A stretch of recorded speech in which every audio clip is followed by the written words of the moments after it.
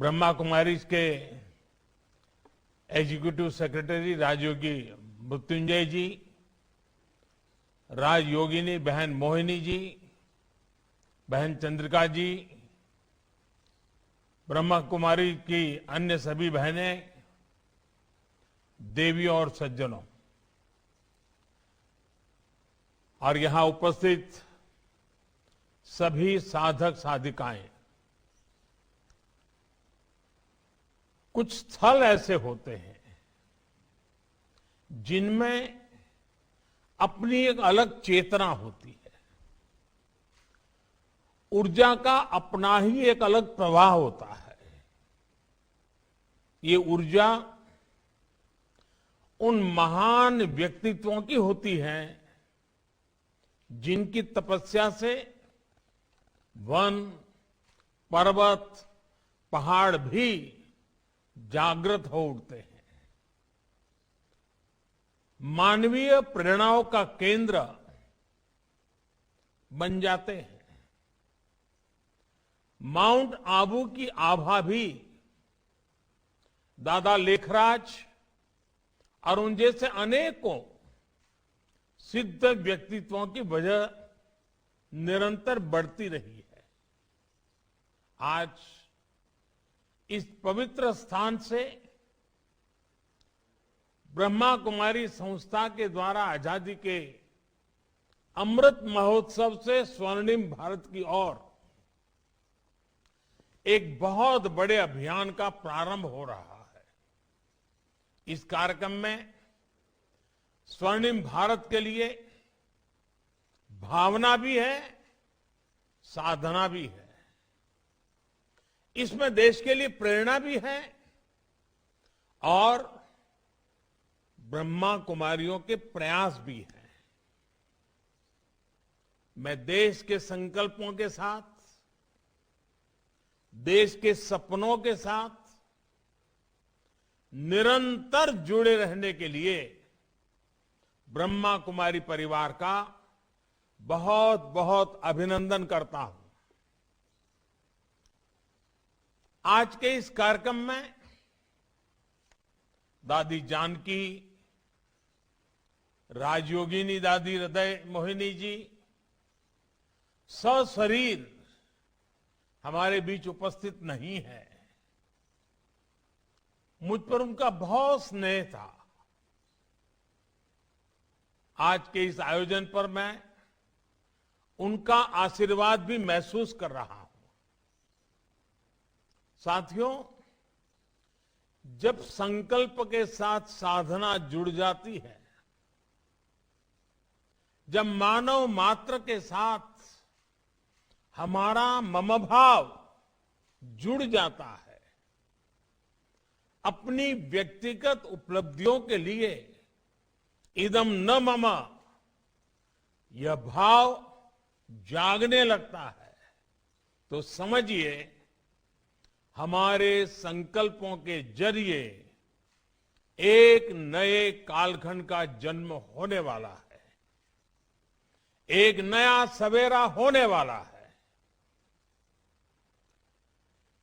सेवा और त्याग का यही अनुभव आज अमृत महोत्सव में नए भारत के लिए उमड़ रहा है। इसी त्याग और कर्तव्य भाव से करोड़ों देशवासी आज स्वर्णिम भारत की नींव रख रहे हैं। हमारे और राष्ट्र के सपने अलग अलग नहीं है। हमारी निजी और राष्ट्रीय सफलताएं अलग अलग नहीं है। राष्ट्र की प्रगति में ही हमारी प्रगति है। हमसे ही राष्ट्र का अस्तित्व है और राष्ट्र से ही हमारा अस्तित्व है। ये भाव, ये बोध नए भारत के निर्माण में हम भारतवासियों की सबसे बड़ी ताकत बन रहा है। आज देश जो कुछ कर रहा है उसमें सबका प्रयास शामिल है। सबका साथ, सबका विकास, सबका विश्वास। आज एक और बात, सबका प्रयास। ये सब देश का मूल मंत्र बन रहा है। आज हम एक ऐसी व्यवस्था बना रहे हैं जिसमें भेदभाव की कोई जगह न हो। एक ऐसा समाज बना रहे हैं जो समानता और सामाजिक न्याय की बुनियाद पर मजबूती से खड़ा हो। हम एक ऐसे भारत को उभरते देख रहे हैं जिसकी सोच और अप्रोच नई है, जिसके निर्णय प्रगतिशील हैं। साथियों, भारत की सबसे बड़ी ताकत यह है कि कैसा भी समय आए, कितना भी अंधेरा छाए, भारत अपने मूल स्वभाव को बनाए रखता है। हमारा युगों युगों का इतिहास इस बात का साक्षी है। दुनिया जब अंधकार से दौर से और गहरे दौर में थी, महिलाओं को लेकर पुरानी सोच में जकड़ी थी, तब भारत मातृशक्ति की पूजा देवी के रूप में करता था। हमारे यहां गार्गी, मैत्रेयी, अनसुईया, अरुंधति और मदालसा जैसी विदुषियां समाज को ज्ञान देती थी। कठिनाइयों से भरे मध्यकाल में भी इस देश में पन्ना घाय और मीराबाई जैसी महान नारियां हुई। और अमृत महोत्सव में देश जिन स्वाधीनता संग्राम के इतिहास को याद कर रहा है, उसमें भी कितनी ही महिलाओं ने अपने बलिदान दिए हैं। कित्तूर की रानी चेन्नम्मा, मतंगिनी हाजरा, रानी लक्ष्मीबाई, वीरांगना झलकारी बाई, वहां से लेकर सामाजिक क्षेत्र में अहल्याबाई होलकर, सावित्रीबाई फुले, इन देवियों ने भारत की पहचान बनाए रखी। आज देश लाखों स्वाधीनता सेनानियों के साथ आजादी की लड़ाई में नारी शक्ति के इस योगदान को याद कर रहा है और उनके सपनों को पूरा करने का प्रयास कर रहा है। और इसलिए आज सैनिक स्कूलों में पढ़ने वाले का बेटियों का सपना पूरा हो रहा है। अब देश की कोई भी बेटी राष्ट्र रक्षा के लिए सेना में जाकर महत्वपूर्ण जिम्मेदारियां उठा सकती है। महिलाओं का जीवन और कैरियर दोनों एक साथ चले, इसके लिए मातृ अवकाश को बढ़ाने जैसे फैसले भी किए गए हैं। देश के लोकतंत्र में भी महिलाओं की भागीदारी बढ़ रही है। 2019 के चुनाव में हमने देखा कि किस तरह पुरुषों से ज्यादा महिलाओं ने मतदान किया। आज देश की सरकार में बड़ी बड़ी जिम्मेदारियां महिला मंत्री संभाल रही है और सबसे ज्यादा गर्व की बात है कि अब समाज इस बदलाव का नेतृत्व खुद कर रहा है। हाल के आंकड़ों से पता चला है कि बेटी बचाओ बेटी पढ़ाओ अभियान इसकी सफलता से वर्षों बाद देश में स्त्री पुरुष का अनुपात भी बेहतर हुआ है। ये बदलाव इस बात का स्पष्ट संकेत है कि नया भारत कैसा होगा, कितना सामर्थ्यशाली होगा। साथियों, आप सभी जानते हैं कि हमारे ऋषियों ने उपनिषदों में तमसो मां ज्योतिर्गमय मृत्युर्मा अमृतगमय इसकी प्रार्थना की है।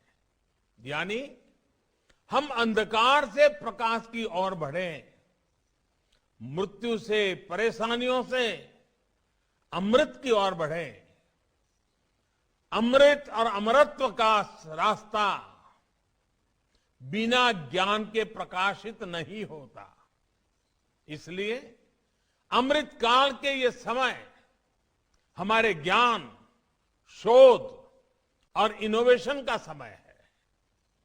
हमें एक ऐसा भारत बनाना है जिसकी जड़ें प्राचीन परंपराओं और विरासत से जुड़ी होगी और जिसका विस्तार आधुनिकता के आकाश में अनंत तक होगा। हमें अपनी संस्कृति, अपनी सभ्यता, अपने संस्कारों को जीवंत रखना है।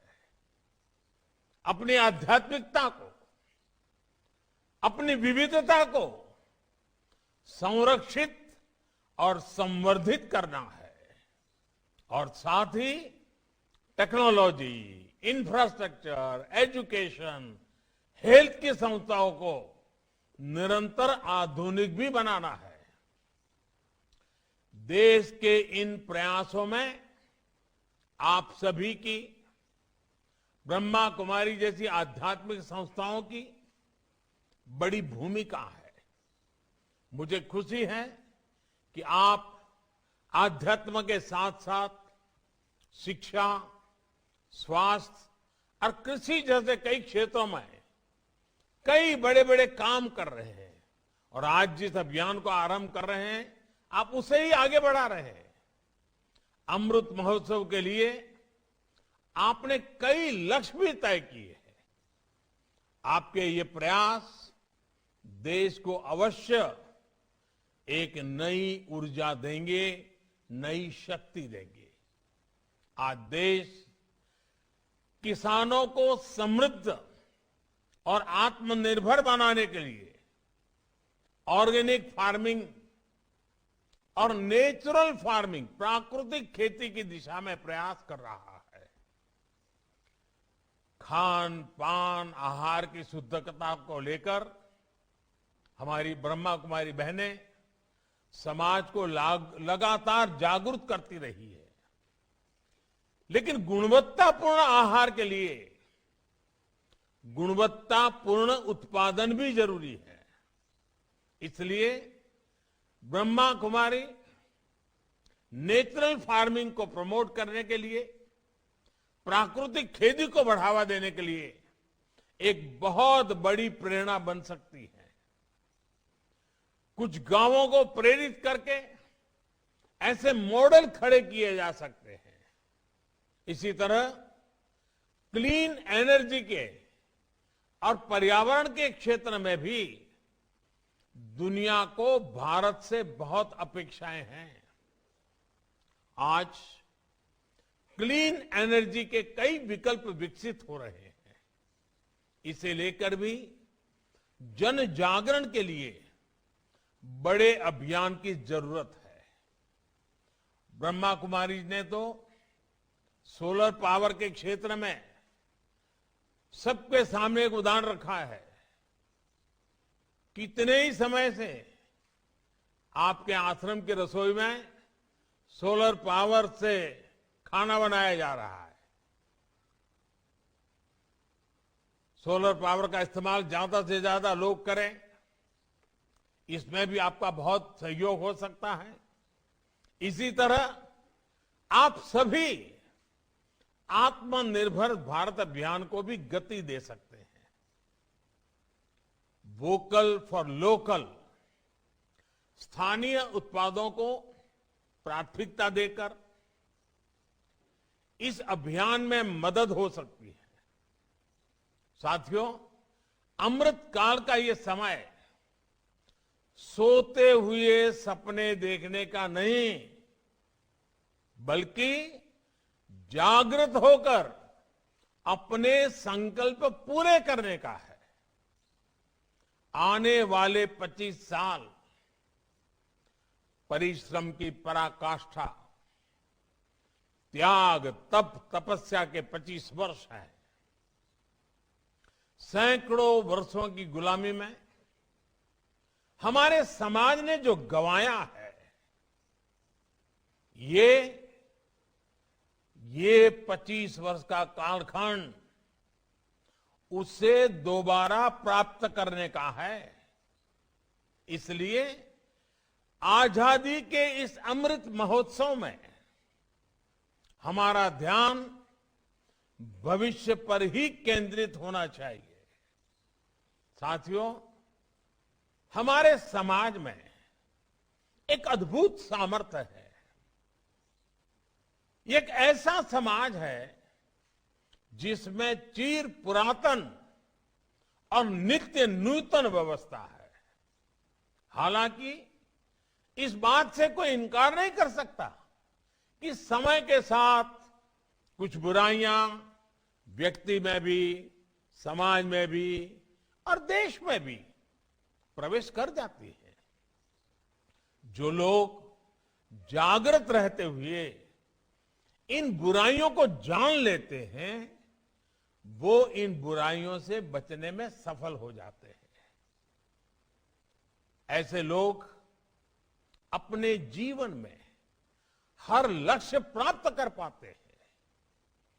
हमारे समाज की विशेषता है कि इसमें विशालता भी है, विविधता भी है और हजारों साल की यात्रा का अनुभव भी है।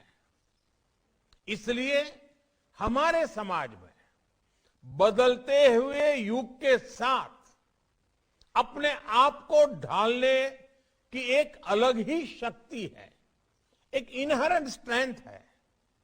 हमारे समाज की सबसे बड़ी ताकत यह है कि समाज के भीतर से ही समय समय पर इसे सुधारने वाले पैदा होते हैं और वो समाज में व्याप्त बुराइयों पर कुठाराघात करते हैं।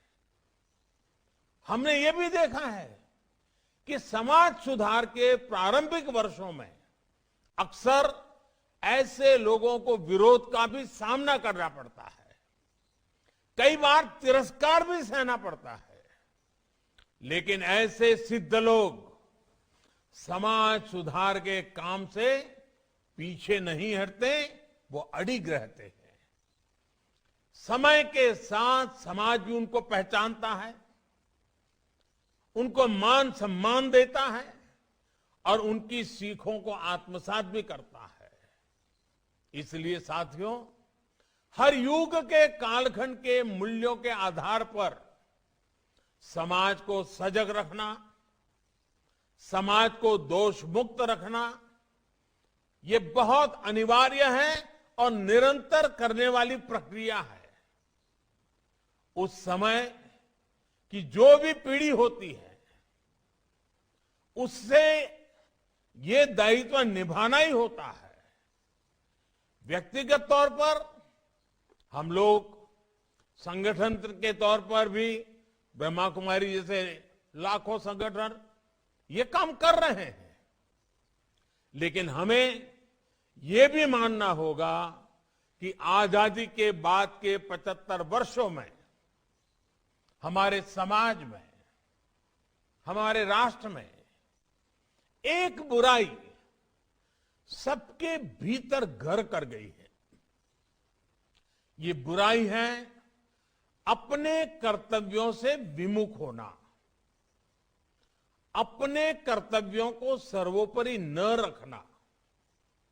बीते 75 वर्षों में हमने सिर्फ अधिकारों की बात करते रहे, अधिकारों के लिए झगड़ते रहे, जूझते रहे, समय भी खपाते रहे। अधिकार की बात कुछ हद तक, कुछ समय के लिए किसी एक परिस्थिति में सही हो सकती है, लेकिन अपने कर्तव्यों को पूरी तरह भूल जाना, इस बात ने भारत को कमजोर रोकने में बहुत बड़ी भूमिका निभाई है। भारत ने अपना बहुत बड़ा समय इसलिए गंवाया है क्योंकि कर्तव्यों को प्राथमिकता नहीं दी गई। इन 75 वर्षों में कर्तव्यों को दूर रखने की वजह से जो खाई पैदा हुई है, सिर्फ अधिकार की बात करने की वजह से समाज में जो कमी आई है, उसकी भरपाई हम मिलकर के आने वाले 25 वर्षों में कर्तव्य की साधना करके पूरी कर सकते हैं। ब्रह्मा कुमारी जैसी संस्थाएं आने वाले 25 वर्ष के लिए एक मंत्र बनाकर भारत के जन जन को कर्तव्य के लिए जागरूक करके बहुत बड़ा बदलाव ला सकती है। मेरा आग्रह है कि ब्रह्मा कुमारी और आप जैसी तमाम सामाजिक संस्थाएं इस एक मंत्र पर जरूर काम करें, और वो है देश के नागरिकों में कर्तव्य भावना का विस्तार। आप सभी अपनी शक्ति और समय जन जन में कर्तव्य बोध जागृत करने पर जरूर लगाएं, और ब्रह्मा कुमारी जैसी संस्थाएं जिस तरह दशकों से कर्तव्य के पथ पर चल रही है, आप लोग ये काम बहुत आसानी से कर सकते हैं। आप लोग कर्तव्य में रचे पचे, कर्तव्य में रचे बसे, कर्तव्य का पालन करने वाले लोग हैं। इसलिए जिस भावना के साथ आप अपनी संस्था में काम करते हैं, उस कर्तव्य भावना का विस्तार समाज में हो, देश में हो, देश के लोगों में हो। ये आजादी के इस अमृत महोत्सव पर आपका देश को सबसे उत्तम उपहार होगा। आप लोगों ने एक कहानी जरूर सुनी होगी। एक कमरे में अंधेरा था, तो उस अंधेरे को हटाने के लिए लोग अपने अपने तरीके से अलग अलग काम कर रहे थे। कोई कुछ कर रहा था, कोई कुछ कर रहा था, लेकिन किसी समझदार ने जब एक छोटा सा दिया जला दिया तो अंधकार तुरंत दूर हो गया। वैसे ही ताकत कर्तव्य की है, वैसी ही ताकत छोटे से प्रयास की भी है। हम सभी को देश के हर नागरिक के हृदय में एक दिया जलाना है, कर्तव्य का दिया जलाना है। हम सभी मिलकर देश को कर्तव्य पथ पर आगे बढ़ाएंगे तो समाज में व्याप्त बुराइयां भी दूर होगी और देश नई ऊंचाई पर भी पहुंचेगा। भारत भूमि को प्यार करने वाला, इस भूमि को मां मानने वाला कोई भी व्यक्ति ऐसा नहीं होगा जो देश को नई ऊंचाई पर ना ले जाना चाहता हो। कोटि कोटि लोगों के जीवन में खुशहाली न लाना चाहता हो। इसके लिए हमें कर्तव्यों पर बल देना ही होगा। साथियों, आज के इस कार्यक्रम में एक और विषय को उठाना चाहता हूं। आप सभी इस बात के साक्षी रहे हैं कि भारत की छवि को धूमिल करने के लिए किस तरह अलग अलग प्रयास चलते रहे हैं। इसमें अंतर्राष्ट्रीय स्तर पर भी बहुत कुछ चलता रहता है। इससे हम ये कहकर पल्ला नहीं झाड़ सकते कि ये सिर्फ राजनीति है। ये राजनीति नहीं है, ये हमारे देश का सवाल है। और जब हम आजादी का अमृत महोत्सव मना रहे हैं तो ये भी हमारा दायित्व है कि दुनिया भारत को सही रूप में जाने। ऐसी संस्थाएं जिनकी अंतर्राष्ट्रीय क्षेत्र में दुनिया के कई देशों में उपस्थिति है, वो दूसरे देशों के लोगों तक भारत की सही बात को पहुंचाए। भारत के बारे में जो अफवाहें फैलाई जा रही हैं, उनकी सच्चाई वहां के लोगों को बताएं, उन्हें जागरूक करें। ये भी हम सबका कर्तव्य है। ब्रह्मा कुमारी जैसी संस्थाएं इसी काम को आगे बढ़ाने के लिए एक और प्रयास कर सकती है। जहां जहां जिन जिन देशों में आपकी ब्रांचेज है, वहां कोशिश करनी चाहिए कि वहां की हर ब्रांच से हर वर्ष कम से कम 500 लोग भारत के दर्शन करने के लिए आए, भारत को जानने के लिए आए। और ये 500 लोग जो हिंदुस्तान के लोग वहां रहते हैं वो नहीं, उस देश के नागरिक होने चाहिए। मूल भारतीयों की मैं बात नहीं कर रहा हूं। आप देखिएगा, अगर इस प्रकार से लोगों का आना हुआ, देखेंगे, यहां की हर बात को समझेंगे, तो अपने आप वो भारत के छाइयों को विश्व में लेकर के जाएंगे। आपके प्रयासों से कितना बड़ा फर्क पड़ जाएगा। साथियों, परमार्थ करने की इच्छा तो हर एक की रहती है, लेकिन एक बात हम न भूलें कि परमार्थ और अर्थ जब एक साथ जुड़ते हैं तो सफल जीवन, सफल समाज और सफल राष्ट्र का निर्माण अपने आप हो सकता है। अर्थ और परमार्थ के इस सामंजस्य की जिम्मेदारी हमेशा से भारत की आध्यात्मिक सत्ता के पास रही है। मुझे पूरा भरोसा है कि भारत की आध्यात्मिक सत्ता आप सभी बहनों ये जिम्मेदारी इसी परिपक्वता के साथ निभाएगी। आपके ये प्रयास देश की अन्य संस्थाओं, अन्य संगठनों को भी आजादी के अमृत महोत्सव में नए लक्ष्य गढ़ने के लिए प्रेरित करेंगे। अमृत महोत्सव की ताकत जन जन का मन है, जन जन का समर्पण है। आपके प्रयासों से भारत आने वाले समय में और भी तेज गति से स्वर्णिम भारत की ओर बढ़ेगा।